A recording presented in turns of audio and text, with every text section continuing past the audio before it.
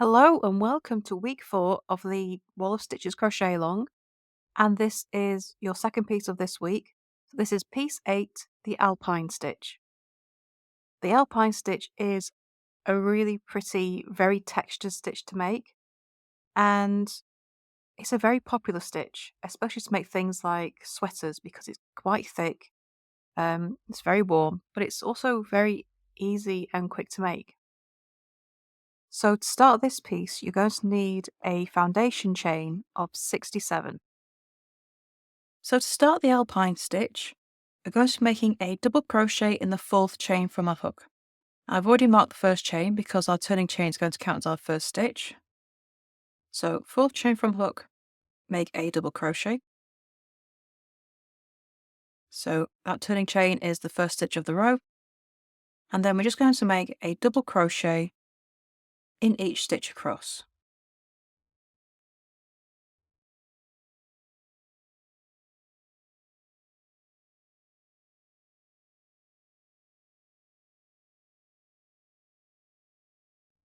So row 1 of the Alpine stitch is just all double crochet in every stitch.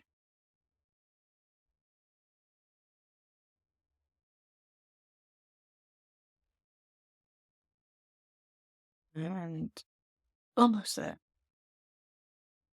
1,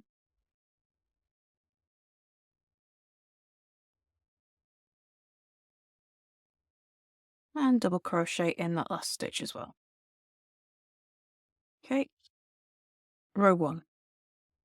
For row 2, we're going to turn, chain 1, make a single crochet in the first stitch of the row. Just going to pop a stitch marker in. And then make a single crochet in every stitch across.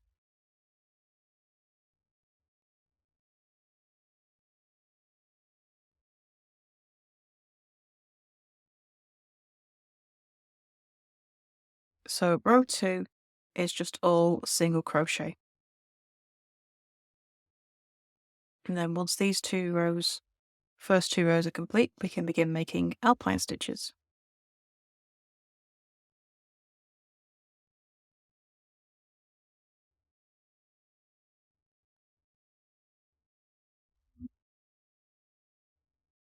And then make a single crochet in the top of the turning chain, which is the last stitch of the row.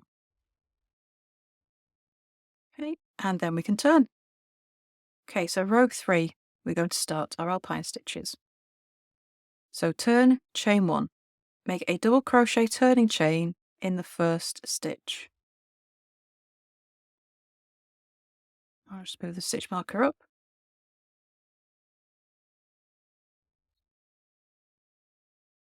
Okay, so the next stitch, we're going to make a front post double crochet in around the post 2 rows below. So it's row 3, we're going to make it around the post of the stitch in row 1. Okay, so this is the second stitch, we work around the second post. So yarn over and insert your hook from this side to this side. Yarn over, pull it round the post, pull your loop up a bit, and complete as a double crochet. Make a single crochet in the next stitch. Sorry, double crochet in the next stitch, working into the single crochet of row 2. Okay, so you need to pull up a loop a bit up around that post, make sure we get the height. So you will have a bit of a loop here. Okay, and that's your repeat. Front post double crochet, double crochet. You do that all the way across. So our next stitch is a front post double. So above this stitch is where you've made the double, front post double around the next stitch. Pull up that loop a bit so we get some height, then finish as a double crochet. Double crochet in the next stitch across. Then going around the post 2 rows below, so row 1, make that front post double crochet, pull up a loop. So you want to pull it up so that you're starting from the height of that row. so that when we finish the stitch, we're at the same height as that previous double crochet. It just makes those lovely raised bumps across the front. So if you look at the back, we haven't used those loops there because that's the front post double crochet. That's where it is below. Work into this next stitch for our double crochet. And just repeat that all the way across the row.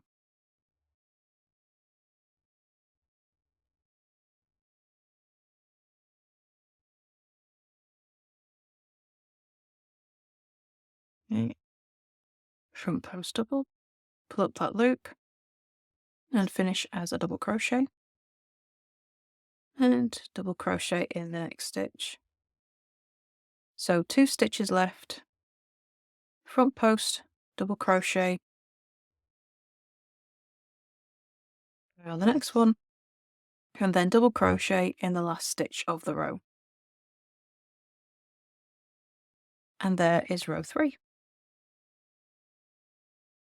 So now we turn, chain 1, make a single crochet in the first stitch of the row.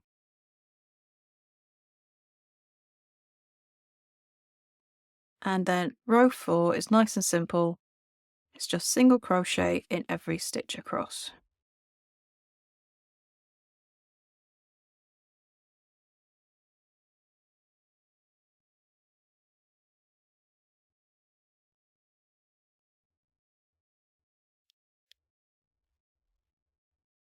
And this sets us up for our next row. So all the texture of this stitch is going to be on one side. All of your front post stitches will be made in the odd numbered rows, and all the even numbered rows will be your single crochet rows. Okay, so that's row 4. Row 5, turn, chain 1. Make a double crochet turning chain in the first stitch.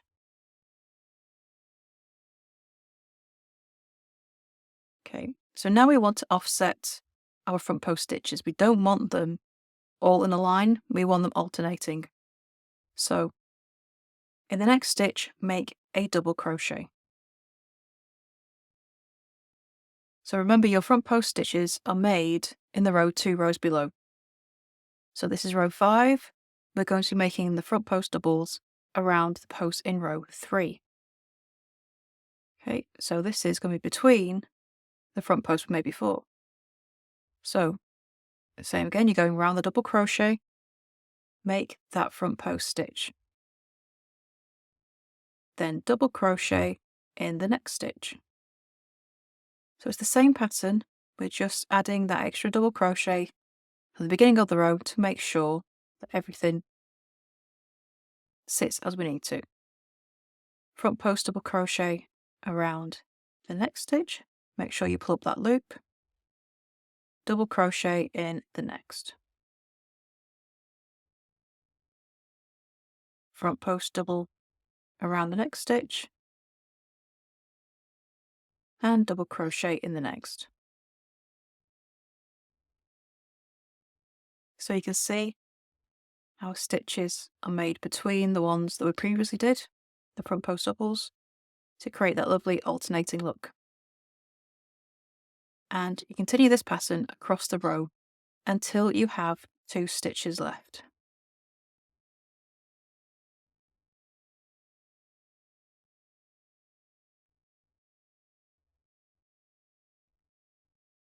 Okay. And once we have 2 stitches left, we're going to make a double crochet in each of them.